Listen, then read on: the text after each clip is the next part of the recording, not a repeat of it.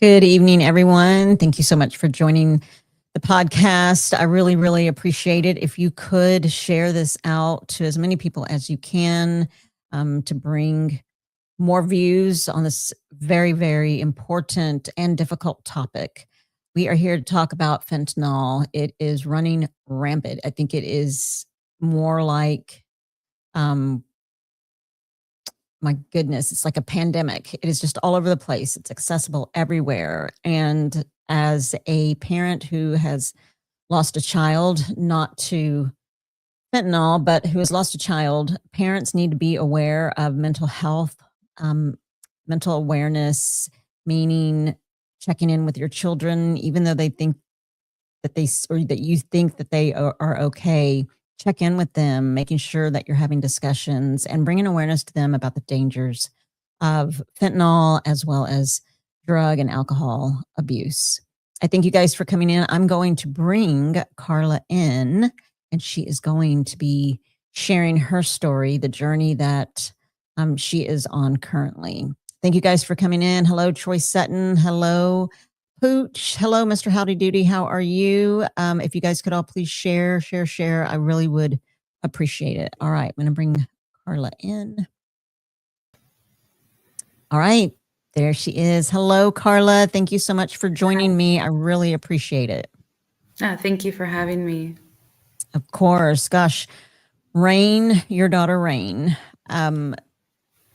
her story is one of probably every parent's worst nightmares. But at the same time, Rain was a beautiful human being, a very happy, loving child, as I have seen through other videos that you have done or interviews that you have done, as well as just reading about her. So thank you for sharing her with us. Hi, Virginia Alexander. So I want to start in the beginning. Karla, again, thank you for your bravery. It's so hard to speak on things like this for many reasons. I think one is the emotional aspect of it. It's very difficult. It can be difficult at times. And the other is, I'll speak for myself, but when we shared about the passing of our son and the route that I chose to deal, there's judgment. But I think that this serves a bigger purpose. It serves a bigger purpose, which I think X's out or cancels out all the judgment, right? I think parents need to be aware. Children need to be aware. And who, I hate to say better to share the story, but someone who has experienced it. And I, again, it's just an honor to have you here. And I thank you for your yes. So tell us a little bit about Rain. What kind of baby was she? What kind of toddler, child, elementary, middle school, high school child? What kind of child was Rain? Rain was probably the most beautiful person inside and out you'd ever meet. I had her at a young age. Like, we kind of grew up together. But Rain, she was smart, funny, creative, kind. She loved animals. She brought home so many different animals all the time. Her teachers always just raved about how kind she was to new students or her artwork. And she was really good at writing, like just really creative, just such an amazing, kind person. And I know everybody says that about their kids, but she really was extremely special. Mm-hmm. And so as she was going to school as a middle schooler or a high schooler, had she suffered with mental health or anxiety, depression, anything like that? Yeah. So we were a military family. We moved every couple of years. And, at first it seemed like it was something kind of fun. They enjoyed seeing new places. But the older she got, the more difficult it got for her to adjust. And so kind of like, middle school, high school years, it was getting more difficult, but she always adjusted well. But we did start counseling because she started suffering with anxiety and depression. And so throughout high school, she was doing counseling and was on medication for anxiety, but she was still involved in sports, still trying, like still a good friend to others, still doing art, writing, but she was struggling with her mental Mm. health. One sec. Good evening, everyone. Karla is my daughter. There's Brad Bianchi. He is here. Did I say his name right? Bianchi, but you can pronounce it Bianchi. either way, yeah. Gotcha, Bianchi. He is here. Good evening, sir. Thank you for being here. I'm so grateful for your daughter to come on and join me in sharing, and I'm so sorry for your family's loss. And so, was Rain a child that expressed herself to you, like when she was feeling depressed or anxious, or could you just tell? And the reason I ask that is because there are a lot of kiddos, especially middle school. I just spoke to a middle schooler today who has graduated since, but in her middle school days, she said it was the worst time of her life. And she had a friend, it was actually her cousin, who tried to take her own life in middle school because it was the darkest part of their lives growing up. And as parents, we know as parents that it's easier said than done to say, this is going to pass. This will pass. Right. Just keep going to school. It'll pass. And so did Rain express to you when she was feeling anxious, or could you tell? Or I could definitely tell. She often wrote in a journal, and I know I shouldn't read it, but there was times like when I was kind of concerned, I could just tell there was a difference. And in her journal, I could see what was going on, and so we had a talk, and so I did, and her and I both talked, and she ended up going to a treatment facility for depression. It was just, it was inpatient, but it was just maybe for a few days, and she got out, and we talked. Like I said, she continued counseling. We were very close. Like Rain and I feel like she was my heart outside of my body. We were just very similar. Like, so I knew when she was going through things, or she knew when I was going through things. Like we were just, I don't know, there was just a very special connection. And I know like you love all your kids, but she's my oldest kid. And so we just, I don't know, that we had a special bond. And I knew when she was going through things.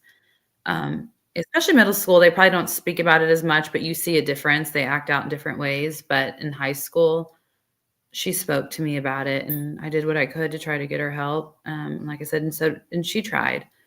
And then, like I said, she ended up going to college, and she was a freshman when she passed away. So she was trying. and what was she interested in? What was she majoring in? She was majoring in early childhood education. She wanted She to be a loved teacher. children. Gotcha. She loved kids. She was the best big sister. Speaking of that, how are her siblings doing? It's hard because my 7-year-old, her youngest sibling, she always says, when is she going to come home? Why did she have to leave? Like, why'd she have to die? And she always will write notes and ask me to put it on Rain's grave. And she just doesn't understand. And then my oldest daughter, she's 17 now.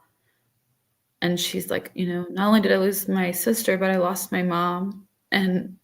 But she always says, I'd rather have the broken version of you than not have you at all. But now, lately, she's been sending me TikToks late at night and about how a big sister is important and how she's missing her and just different things. So I know the older she gets, it's affecting her because she's missing out. She feels like her sister is not there for her on the big things.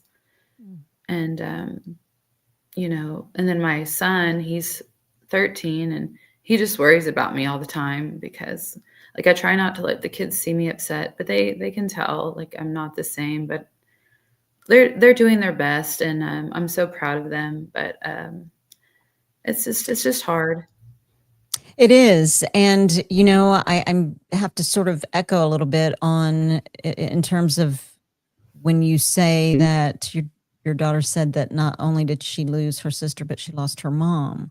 Well, I have shared, my husband and I have shared this even together as a married couple, how it affected our marriage. And our son was my husband's biological son. He was my bonus child, but I loved him like my own. And, but I remember through the grieving process that I noticed that my husband was very different. And I know that I even had to share with my husband, I said, gosh, I'm so sad too. So I know how your child feels. Goodness. You lose. But I know that my husband can't help it and neither can you. You know, it changes who you are. It changes who you are. It changed my husband. He's not the same man that I married. He's still an amazing man and you're still an amazing woman, Karla. But yes, it does change who you are. And so do your children, do they go to counseling as well to sort of work out the unknown feelings? They're so little. I mean, they're so young and sometimes you just don't know what to do with those big feelings. So like at first they did go to counseling and then so the older two, my 13-year-old and 17-year-old, they're not going anymore, but my 7-year-old is still going. She's kind of more doing like art and different things like that because she's still kind of trying to navigate her feelings. But, we tried and if they're ready to go again, but sometimes they just don't want to talk to people they don't know. So my oldest goes to church and I think that helps her. And my son, he just I feel like he puts everything into sports, just so that's kind of like what they're doing. But my 7-year-old is in counseling. Your dad said that he lost his daughter, and I understand, Mr. Bianchi. I do understand. And my condolences to you guys. But on the flip side of it, I know that, and I know that you know too, sir, that your daughter is doing the best she can. And I know my husband's doing the best that he can. And I thank God that both of you guys are still here. We had a podcast on the air where my husband had shared that I was the only reason he was still alive. And that broke me. It broke me because, I can't imagine feeling like that. And, but, lost Karla. Let's see if I can get her back in. There she is. So Karla, if you don't mind sharing about the day that Rain passed, what was going on beforehand and how she passed. So it was a Friday night and she called me and said, Mom, I'm not doing very good. I really want to get back into counseling and get back on medication. And I said, okay, I'll call on Monday. And she said, okay. And she's like, I love you. And I have an assignment due by midnight, but I'll call you tomorrow. And I said, okay. And I just said, Rain, I just want you to know that God loves you and has big plans for your life. And I promise you're going to be an amazing teacher one day. And then the next day, I got a call that they found her dead in bed with her schoolwork still open on her computer and her dog beside her in bed. And I'm like, what happened? Did she have a heart issue? Like, what is going on? And so we get the medical examiner's report back about 6 weeks later, and it said she passed away from a Xanax laced with fentanyl. And then so I start going through her stuff. And that night she Googled, what does a generic Xanax look like? And so I felt like I lied to my daughter because she wasn't ever going to be a teacher. And if God had big plans for her life, why did she die? And so I was so mad at myself. Like I still hate myself. And I was mad at God. And I'm like, why her? She's like the kindest person. So, yeah, that's what happened because she was trying, and she was trying to be saved by Googling about what does a generic Xanax look like. And she wanted help, and so, but that one decision to take something cost her life. I'm sorry. There are so many kids that, especially when they're hurting and, and it sounded like she was, doing her best to try and wait until you guys went to the counselor and whatnot. But it did sound, like you said, like she was hurting. And but the fact that she, Googled to see what a generic one looked like, and um, feeling safe enough to take it. And did they find out, Karla, how much fentanyl, I guess for lack of a better word, was laced with, the amount? Is it a certain amount Well, that it takes? Is it a little amount? well, it's very small amount, and but for Rain, it had 2.5 times the minimum lethal dose in that one pill. Oh my gosh. And then after you learned of your daughter's passing, of course, you go through, and we continue to go through the grieving process. We miss our children every single day. It's probably the first thing that we think about when we open our eyes, think Mhm. about them throughout the day, and then the last thing before we close our eyes. I know that it's for me. Mhm. But you are continuing to share Rain's story to bring awareness to others, and so that parents themselves, other parents, will be aware and won't have to go through what you are going through. I watched an interview with you, and you had mentioned something about Rain's Law. Tell us a little bit about what that is, and if it's passed or not. And so it is a bill that would require fentanyl education in grades 6 through 12, and it Mm. would kind of also talk about mental health and, 'cause those 2 kinda go hand in hand. But, right now, currently in Oklahoma, there's no education about the drug fentanyl or really anything else in the schools. So when they have Red Ribbon Week, they're talking about, like, crazy socks or making healthy choices or just different dress up days. They're not talking about the dangers of fentanyl, and so kids really need to know, because if it can happen to my family, it can happen to anyone's. And I've met so many moms that were in my shoes that have lost a child or went to wake them up and never woke up for school, or just different things, so young. And I want the kids to realize, like, because education is so important. If no one talks to them about it, they're not going to know. And so I met some other parents that have gone through this, and they've been working with legislation in Oklahoma. So we went and met with the senator and the the House rep, and we talked to them about the bill and what we wanted to do.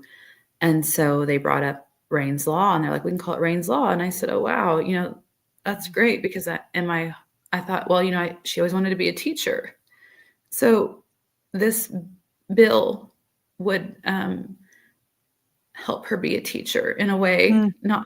not the way I wanted her to teach, but, she would be helping save kids' lives. And, kind of at first, I didn't really wanna share her story because I didn't want people to judge her, because so many people, like, online, you'll see them say, "Oh, they just shouldn't be doing drugs," or, whatever. But don't kids, they're gonna sometimes they experiment, and back a long time ago, they would learn to live from their mistakes. And now kids, a lot of times, they think a pill is not a drug, or they don't realize it's something that could harm them. And if they don't have the education piece, they're not going to know. And so, I think if kids are taught that one pill, or, even marijuana, it's been laced with fentanyl now. And so one mistake or one try could cost you your life. And I think if this bill passes, it could help save kids. And so I'm kind of like trying to ignore what people would say, because I know my Yes, daughter would want me, even if I just saved one, if it just saved one person's life, it would be worth it to her. Because absolutely. so I'm just like, okay, so yeah, right now it's passed in the Senate Ed Committee, and it passed in the House, and it's just waiting to be heard on the Senate floor. The session starts again in February, and I'm just hoping and praying that they hear it. And I do believe that it would pass once they hear it, because it's just so important. Just even like I said, even if it just saves one kid's life, that's all that matters. I just never want a mom to be in this position. I know. I'm praying for it to pass. And how beautiful is it of you to continue to carry on and share her legacy, where she will be a teacher. She is a teacher now. Through you and you doing these interviews, Karla, she is teaching. I'm learning. You know, you are carrying that on for her. She has passed the torch to you so that you will continue to fulfill her dream to be a teacher. And I've seen the interviews that you have so courageously given, and you hear Rain. You can hear Rain through everything that you are saying. And in terms of your grief, how have you tried to, I guess, take care of yourself? I don't think I have. I mean, I exist for my kids because I don't ever want them to hurt any more than they already do.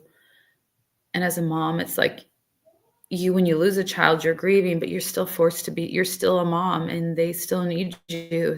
So, I did try counseling and I felt like it really wasn't for me. I mean, I know some people really benefit from it, and maybe I should, try a different one. But I feel like unless someone's been in my shoes, then I feel like it's almost kind of difficult for me to listen to them because I'm like, you don't know how I feel. You haven't lost a child. So to find a grief counselor that's maybe lost a child or someone close, it might be better. But I think what's helped me the most is talking to other families that have lost a child. And honestly, the thing that's helped me the most is talking at schools and knowing that I'm telling another child Rain's story. And when they come up to me and say, you know what, I'll never forget Rain, and I will never take something that's not for me. So I think that helps more than anything. But like you said when we talked earlier before we went live, it's like sometimes you reach out to the wrong things too. And at the beginning, it's like you'll do anything for relief. You might try to self-medicate. And so before I lost Rain, I hardly ever used to drink, but like I noticed I started drinking more just to go to sleep, just to have some kind of relief from this constant pain in my heart. And it doesn't fill that void. Nothing does. And I think it's a hole in your heart that's there forever. And like I said, the only thing that's helped me is helping others. Well, yes. Go ahead. And then my kids help me, like they help my heart too. Gosh, you have beautiful children. You do. Your children are beautiful. I social media kind of stalked your pages, and I mean, you're a beautiful woman, Karla. And I can say that from my own experience losing, when my husband and I lost our son, Ben, he was 25, and my dad being a raging alcoholic when we were growing up, and me sort of learning from watching, right? And whenever the pain just got to be too much, boy, I couldn't wait till the weekends. I was like, I do not want to feel this pain. I don't want to feel this pain. But then it started becoming an every weekend thing. And my husband said that our son Ben came to him in a dream and told him to tell me to stop. And so as soon as he told me that, I stopped. But then you face the reality, and it is a harsh, indescribable reality that your child is not coming home. And to have to deal with that on the daily, every minute of every day, is extremely difficult. And but you sharing Rain's story, and you and Rain together saving a child's life already, a child saying, I'm never going to take anything.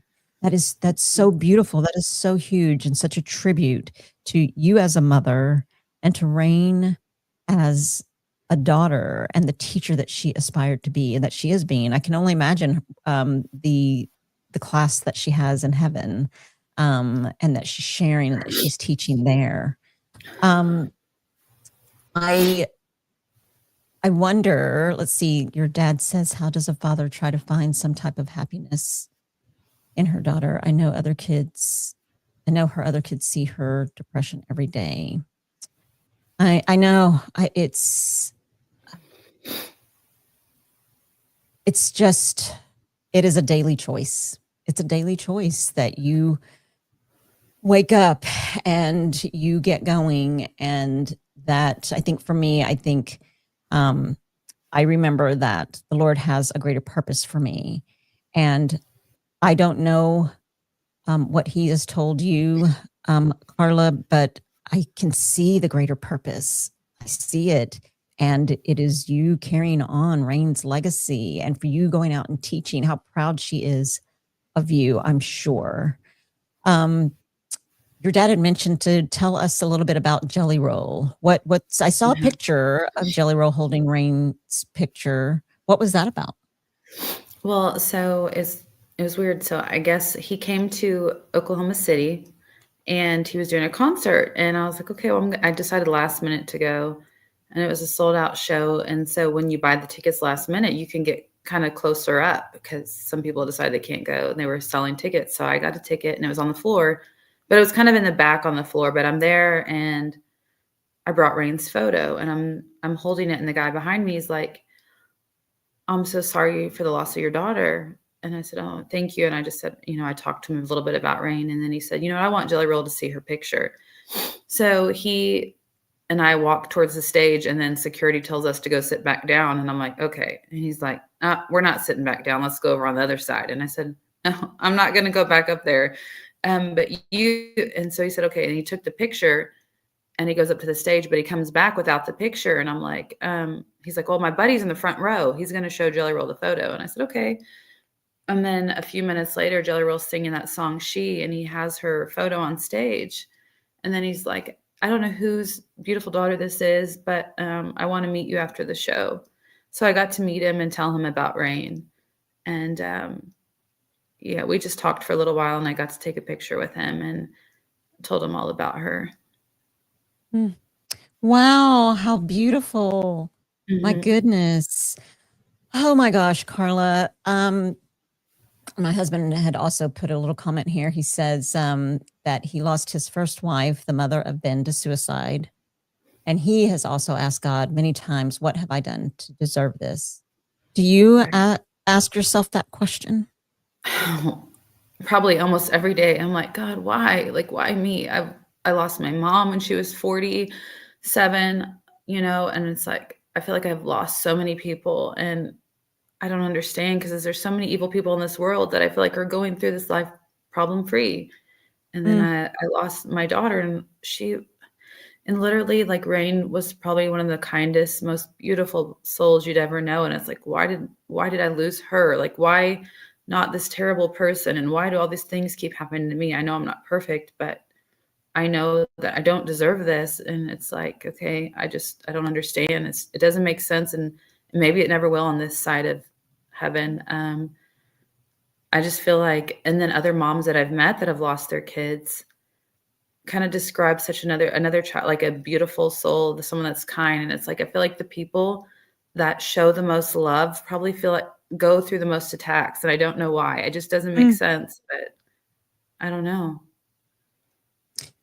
Yeah, I know. And I think as I was going through some of my, I'm going to still go through daily. We have a memorial garden here on our property. It has Benjamin is our son, and it has his, it's a little garden. There's a memorial, like a rock, and it's engraved, and we planted a tree there for him, and we decorate for Christmas. We put a little Christmas tree there. But there are times when I pass by there and it's the hardest thing to look at. And then there are times that I pass by there and it's the best thing that I could ever see. And it's just I think it's just the waves of emotion that go up and down. But if I think about myself and my pain, that's when it gets dark and hard to climb out of that hole. So I have to sometimes make the choice, and I focus on Ben and where he is now, and that his purpose here was served, and that, like Rain, he wants us to continue, and he wants us to continue to share and talk about him. And so to serve a greater purpose such as that, I knew that I was never going to get the answers to my questions as to why. And I'm not afraid to ask God why, because, you know, when you have relationships, you can ask questions to others. And I know that we won't get those answers this side of heaven, but I do know that by you continuing on, by my husband continuing on, by my stopping drinking and sharing our stories of our son, Ben, and the beautiful soul that he was and is now, it gives me peace knowing that I'm not alone, that there are others that, unfortunately, it helps me. I don't want to say peace, but it helps me to, like you said, it helps to talk to other people that have been through this. They understand you, they see you, they hear you, and they know that, gosh, there aren't any words that can ever take away or remove that pain. But boy, we're not in this by ourselves. There are other people that have gone through this with us. And the fact that you continue to carry on for your beautiful children. Your children are so beautiful. And you yourself, Karla, are such a beautiful woman. And there was something that I meant to ask you about it before we went live, but there was a poem that you wrote. It was a Christmas poem. And so beautiful. And I can see now when you said that Rain is creative, now I see where she gets her creativity from you. I mean, I don't know her dad, but it sounds like she gets a lot of her creativity from you. And for those of you that have social media, if you go and search for Karla, she has, she read it, you read it yourself, and so amazing. And I thank you so much for sharing yourself and your family with us to bring awareness, to help other families know that they're not alone, and to help us as parents, as teachers, as schools that need to bring this awareness into education, because it doesn't seem like it's going away. It seems like it's getting worse. Right. Thank you. I'm going to continue. Go ahead, Karla. No, I just said thank you. You know, I feel like I always loved to write, but whenever I had Rain, she was even just she was so much better than I am. And shortly before she passed away, I was talking to her because my mom, before she passed away, always said, I think you need to write an illustrated children's book. And I said, okay, Mom, maybe one day. But she always felt like that I needed to. And so I was telling Rain that I wanted to do that. And I said, I'm going to write a children's book and I want you to illustrate it. And she's like, Mom, I would love to help you do that. And so we never got to do that together. So I've kind of been like feeling like I might start that, a book, and dedicate it to Rain. I don't know. But so I've noticed that writing does help some. So I've wrote a few poems. I've shared a few of them on Facebook, but just kind of like a way to express my heart and my feelings. Oh my goodness. Karla, that would be so amazing if you did write a book. And, you know, really, Rain, I'm sure, I know, that is helping you to write that book. There was a young man who wrote a book about one of his experiences. He was a guest at, he had cancer, and he had his leg amputated at a very young age. And as the years passed and he experienced what it was like to live with his prosthetic leg, and started continuing to play basketball. And to this day, he still plays basketball with his prosthetic leg and his Nike shoe. And he shared and wrote a children's book about it.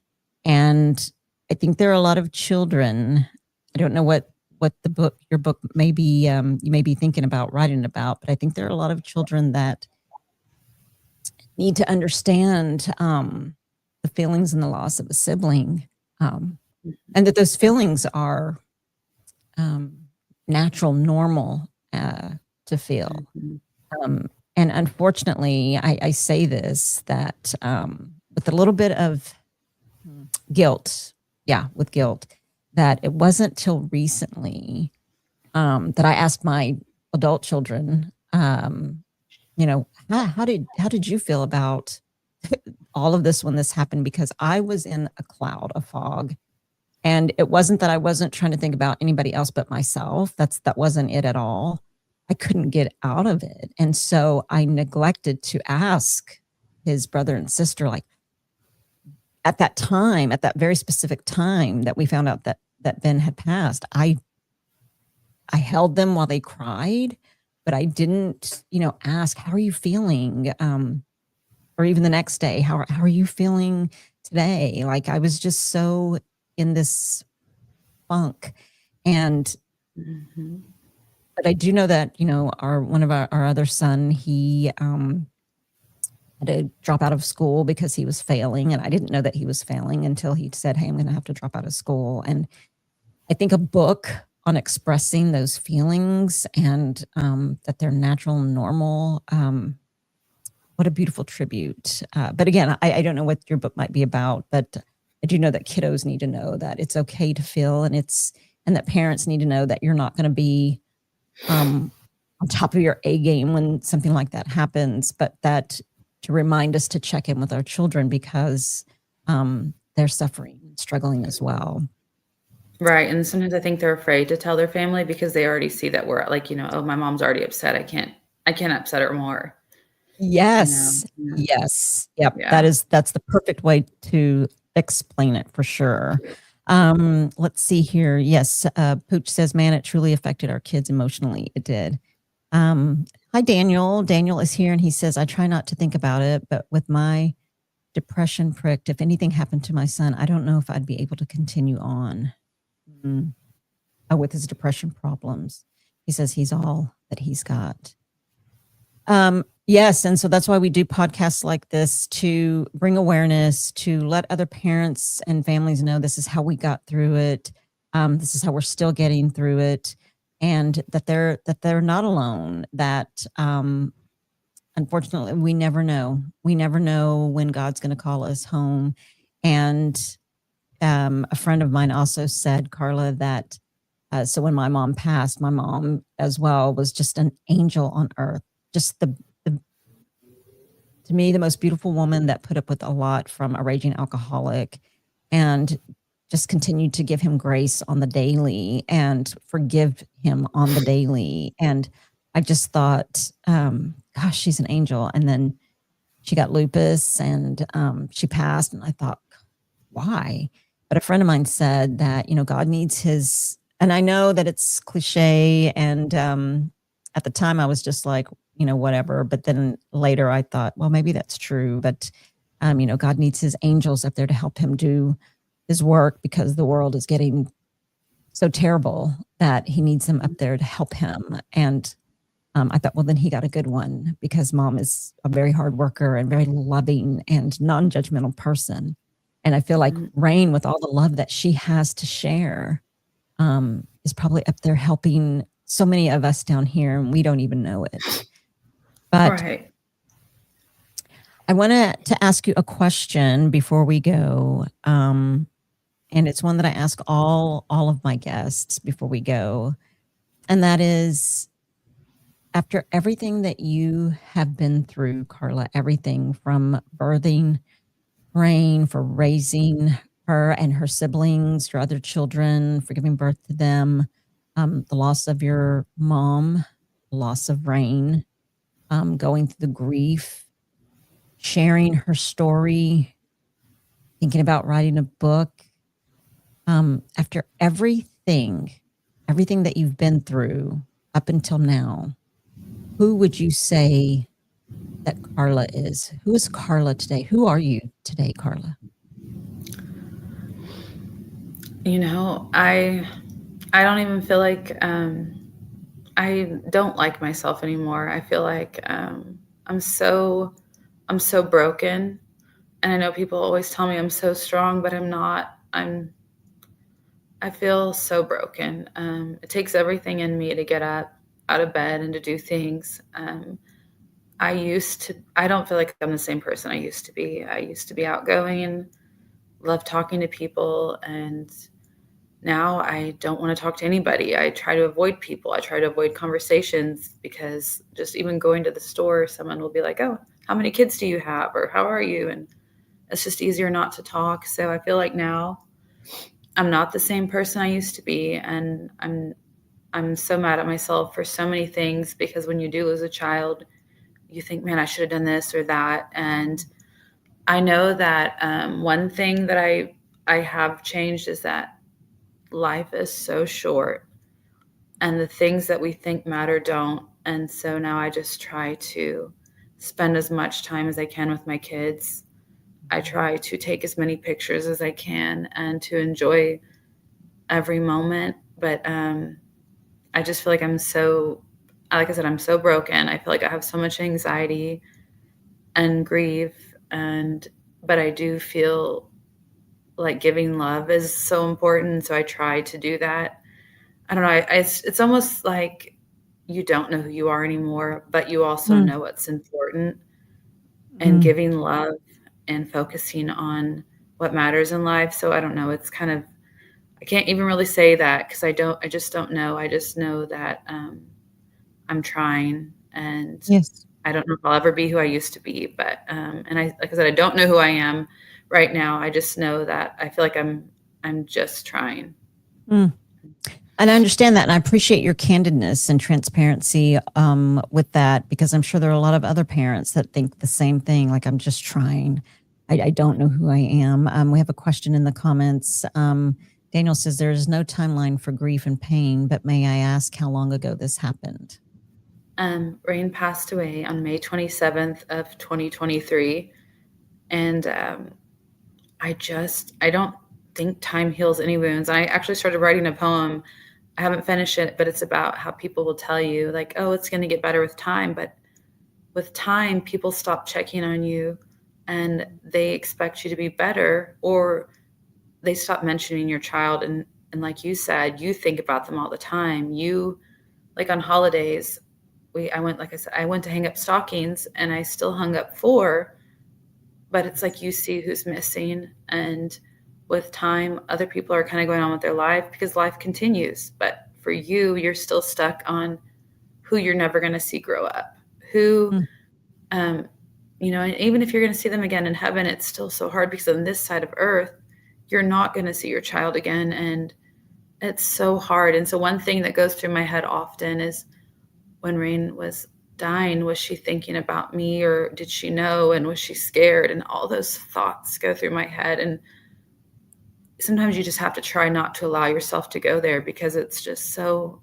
it can torment you. And it's just not, I don't know, it's just a really hard thing that I never want anyone to feel. And if they have been through this, I'm so proud of anybody that's still here and still trying, because it's probably the worst thing in the world.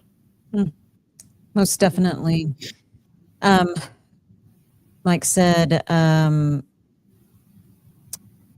he said, like I said, I will carry this to my grave. Much love to you, Karla. I understand that for sure.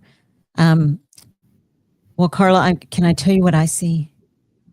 Hmm. I see a beautiful woman, a woman who is trying, who is here for her children, who is here carrying on and carrying Rain's legacy on, and very beautifully, I might add, because everything that I see you when you speak about her or you write about her or there's an interview, it is like she's right there with you. It is beautiful. I see the light, and I know that she's extremely proud of you. As you are proud of other parents that are still surviving, I am proud of you for keeping going, for keeping trying, for getting up in the morning, doing the best that you can, and that's all that we can do.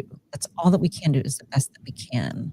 And the fact that you now know what a gift it is um, what a gift life is, and to not know when our children, or we could lose our children or another family member, how precious time is.